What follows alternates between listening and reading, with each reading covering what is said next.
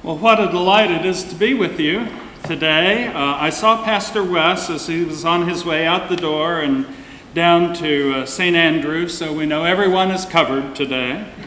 That's a good thing. So it's great to be here. From St. Andrew United Church of Christ, I bring you greetings in their behalf.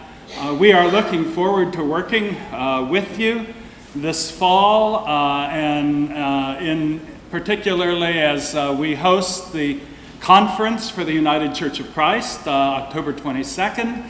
Here in this very space, you have made a promise to do that for the conference, and if we can lend our hands in any way that will be helpful, we stand ready to do so. It's a good thing that special occasions like the 4th of July come along every now and then to save me from being a slave to the lectionary. Whether we want to or not, such occasions call us back to areas of our experience and thought that we otherwise might not explore. 4th of July in particular calls us back to the heritage of our ancestors and causes us to think about our responsibility to that heritage that we've been handed. So to make this experience a little bit more real to us, we turn this morning to the narrative out of the old book. In the 26th chapter of Genesis, the book of beginnings, where it reads, Isaac dug again the wells of water which they had dug in the days of Abraham his father, for the Philistines had stopped them up with earth after the days of Abraham. And he called their name after the names by which his father had called them. What we have here is the recovery of an old gain that has been lost. With wells of living water, the children of the desert are rich. Without them, they are hopeless. So when Isaac and his family returned to the old places where Abraham and Sarah had lived, their very first concern was the rediscovery of the wells which Abraham had dug. What had happened here is clearly stated. All the wells his father's servants had dug in the days of Abraham his father, the Philistines had stopped up with earth. Put yourself in Isaac's place. His father had done good work, which now had been undone by the Philistines. Quite apart from the practical and urgent need for water, his loyalty as a son had to have been touched. So he again dug the wells which his father had dug, and he called them by the names which his father had called them. Far from being merely ancient history, this story is current events through and through, because there are two kinds of duty that constantly face us, and in all the world, all true progress depends on them both. New gains to be made, and old gains to be re-won. New wells to be dug, and old ones that have been stopped, which have to be dug out again. Fresh things to do, and old things to be recovered. Both make up life. You can sense what kind of fellow Isaac was from this morning's text. He'd had Abraham as his father, and he gloried in it. He honored the places where his family had lived. He loved the things that they had loved. He didn't live merely on this narrow little neck of land that we call today. No, he honored his past. He felt the sacredness of his heritage, and he knew the worth of its spiritual gains. Some people are merely contemporary, merely modern, as though they could live upon the shallow puddle gathered from last night's chance rain. But others know the sea, the accumulated gains of all of the rains that have ever fallen upon the earth. And they know what it means to leave at times the shallow pool of last night's chance shower and go down to the ancient ocean and look out across its breadths and its depths and refresh and reestablish themselves in communion with the past. Isaac was such a soul. I think he could have helped us celebrate the 4th of July. But while this was a fine sentiment, he didn't let it go to waste. It struck fire on a specific issue that involved him in untold labor. He found something that his ancestors had done which the Philistines had undone, and he set about again to make it right, digging again the wells of his father. Might we make our observance of the 4th of July a similarly effective and serviceable thing? Millions of Americans will feel the sentiment proper to the day. Songs of the nation, feelings of gratitude for the sacrifices by which our security and safety have been purchased, and that's all well and good. But after all, the deepest tribute to our ancestors is not our sentiment, but rather lies in the recovery of old gains that they made, which the Philistines have stolen away. Dig again the wells of your ancestors, which the Philistines have stopped up. That's not just ancient history, just look around and see. In the first place, we need to apply this truth to our personal character. The necessity of recovery as a part of every good life must be apparent to each of us. It is such a familiar experience. We plunge on month after month in preoccupied life, hurried, relentless, trying to do 1,000 new things effectively, and then suddenly it comes, a pause, caused by an interval of illness, giving us time to take stock. Or it may be a vacation in the mountains or by the pounding sea that gives us opportunity to relax, let down, reorient ourselves, get new horizons around our lives.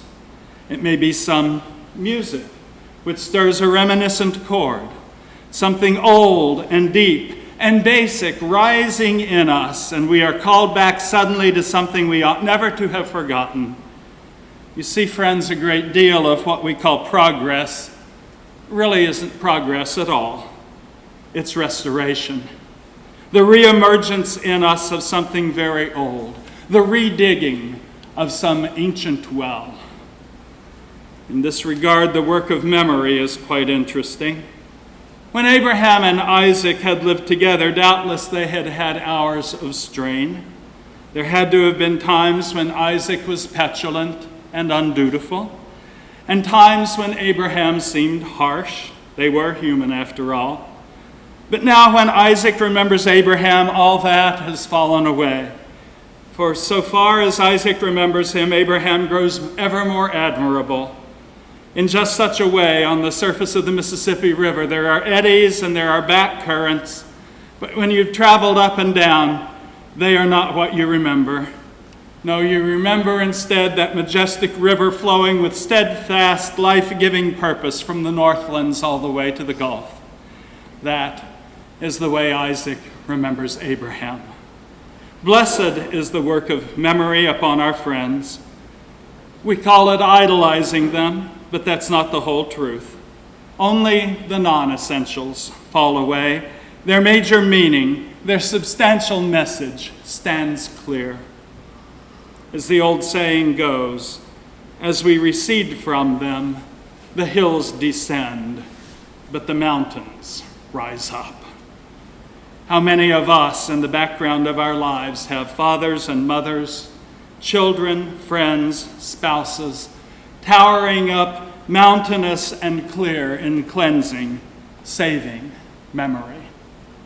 To celebrate the 4th of July, then, is to let these sacred memories have their way with us. Some call it sentiment. I'm not in the least concerned about that. Some sentiments are worth dying for. But it need not be an idle or inoperative sentiment. Was it nothing to the prodigal son that in that far-off country, friends gone, money gone, forced to companionship with swine, that out in the fields he began to remember? What an unworthy contrast between his present squalor and his home as memory pictured it to him. What living wells his father had dug in him that the Philistines had stopped up. Nor was that memory an idle thing to him. It was terrific. It scourged him with shame and then beckoned him homeward with an irresistible lure. Can that happen for some of us this 4th of July weekend? I don't know what wells of living water the Philistines in Sarasota have been trying to stop up in your life, but I do know that there is not a one of us who can fail to share, at least to some degree, in this universal experience. We need to be called back to some old things that we have loved long since and lost a while. Therefore, let wholesome, cleansing, saving memory play on you today. Let it call you back to things you ought never have forgotten: God, purity, honesty, prayer. Dig again those wells of your ancestors. This truth applies not simply to our personal character, but to our personal religion as well. As with everything else, religion, if it is to command its generation, must have things both new and old in it. Timeliness and eternity both are indispensable to a vital religion. Christianity must meet us today where we are in the modern world, with our special circumstances and contemporary modes of thought. And at the same time, it has to be as old as the human heart, with its abiding needs and its aspirations. Indeed, it is the necessity of combining the old and the new in religion that creates so many of our present American problems with it. This doubtless is badly needed by American religion today. Were I speaking to a group of fundamentalists this morning, I probably would say something like this: what do you mean by thinking you can get at the mind and heart of this generation if you don't live in the world of thought where this generation lives? See how, like hermit crabs, you crawl into the cast-off cradle shells of your dead ancestors and ensconce yourselves there, while all the while those shells were not built out of the living juices of your own spirits and do not represent the vital forces of this generation. You are afraid of new truth, and that is arch infidelity against a living God to whom new truth belongs as well as old. That's the sort of thing that I would say. But I'm not talking to fundamentalists this morning, am I? Instead, I am talking to a church that is dedicated to educated and progressive positions. We are not afraid of the new. Instead, we are far more likely to forget the old. And I say to you that no good thing in this world is done except by a combination of the new and the old. It's true even of space travel. For many of us, one of the most exciting days of our lives was when we heard that people actually had set foot on the surface of the moon. That was something brand new. We'd never seen that before. It seemed to be a prophetic event full of promise, one foretelling a changing world. But it wasn't just brand new. Something old was there too: personal courage, venturesome faith. Beneath everything that was new in that flight were old qualities of character that have brought human history its sublimest hours from the very beginning. I'm not afraid we will shy away from the new in our interpretation and application of the Christian faith. We are not afraid of the modern. We are not about to, in the words of James Russell Lowell, attempt the future's portal with the past's blood-red key. But merely being modern itself is not enough. It takes the profound experiences of vital religion to make a genuine Christian, and they are not new. They are old. They were in Jesus and Paul and St. Francis and Hildegard von Bingen and Julian of Norwich and Martin Luther and William Sloane Coffin and Mother Teresa, late of blessed memory. They lie underneath all the changes of the passing centuries in custom and opinion. They spring from the soul's deep inward devotion to spiritual values. They are rooted in the Spirit's fellowship with the living God. Now, some of you came here this morning to hear a contemporary preacher. Well, will you please recall what this preacher has to say to you?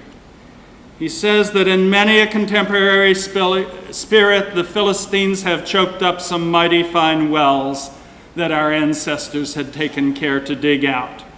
Prayer that makes the divine our unseen companion. Faith that we came from God and go unto God. Power strengthened by might from God's Spirit in us. Personal devotion to the cause of Jesus Christ as the organizing center of our lives. Conviction that the realm of righteousness is possible here on earth, coupled with a determination to put that first and all other things second. Old wells, old and fine, for us to dig out again. And if we do not dig them out and keep them clear, all our modernism will be futile.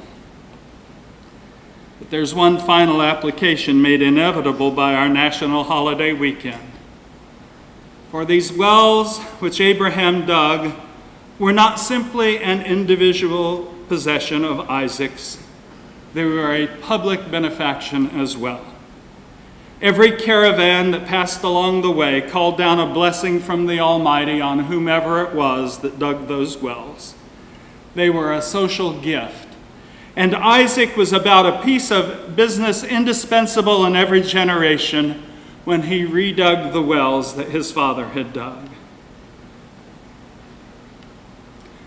There is indispensable truth in this attitude. Progress is real. Some places we will never escape except we progress out of them to some new place. The urgency of international living, seeing ourselves as one people, has helped us to decrease our sectarianisms, and far beyond that lies the possibility of experiencing ourselves simply as members of one human family. But while it is true that progress can save us from some things, who can suppose that progress is all we need? New wells alone will not save our nation. Some old wells have to be dug out again.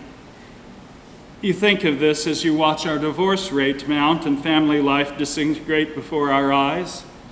Nothing we call progress will get us out of that. Only the reemergence in us of some things very old: unselfish love, purity, self-control, gentle devotion to family life and the care of our children. Old wells to dig out again. You can't help but think about this as you watch America living prosperously and see the inevitable temptations that therefore play upon us all. How clear it is that if America really is going to go forward, it has to go back to some old things, old and fine, familiar and basic. As a younger man, I came to the conclusion that we had progressed so far spiritually that we could center all our attention on Paul's positive ethic. Love is the fulfilling of the law. And that we no longer needed to stress all those old negative thou shalt nots. I take it back. I take it all back. I know human life better now. And I wish they could be emblazoned on every heart. Thou shalt not kill. Thou shalt not commit adultery. Thou shalt not steal. Thou shalt not bear false witness. Thou shalt not covet. Old wells to dig out again. On this 4th of July weekend, our hearts will be occupied with the sentiment of memory. Some of us may even go back in our mind's eye to the cemetery at Arlington above the still Potomac and review the brave women and men who fought their fight for liberty and union generations ago.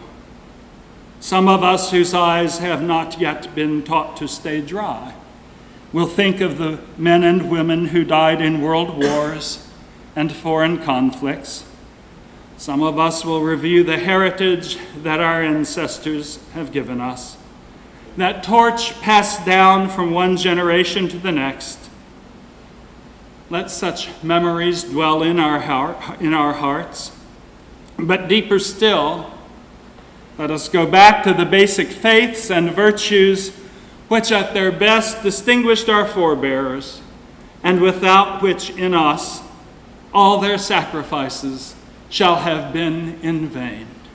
Old wells to dig out again, God forbid. that we should let the Philistines stop them up with earth. And all God's gathered people said, Amen.